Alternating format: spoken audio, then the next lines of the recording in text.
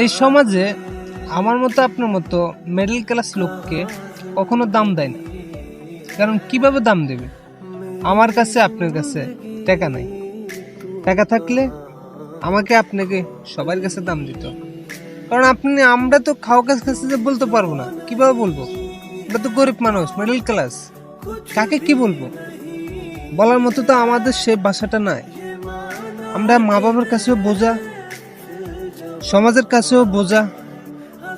ওই হিসাব করতে গেলে সবার কাছে আমরা বোঝা হয়ে থাকি। কিন্তু সমাজে আমাদেরকে বলে কি, সমাজের মানুষেরা আমরা কিভাবে খাই, কিভাবে চলি, বা কিভাবে হাঁটি, কার সাথে চলি, কিভাবে করি। যারা অন্যায় করে তারা থাকে বাইরে, আর যারা নির্দোষ তারা হয়ে থাকে আসামি।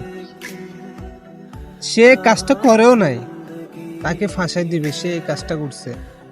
কিন্তু সমাজে মানুষেরা যাচাই করে না, কারণ তারা তো টাকার কাছে বিক্রি হয়ে যায়। আমার মতো আপনার মতো গরিব মানুষের জীবন নিয়ে তারা খেলে, এটা তাদের ফ্যাশন হয়ে গেছে। তারা চিন্তা করতেছে গরিব মানুষকে নিয়ে খেলতে তাদের ভালো লাগে।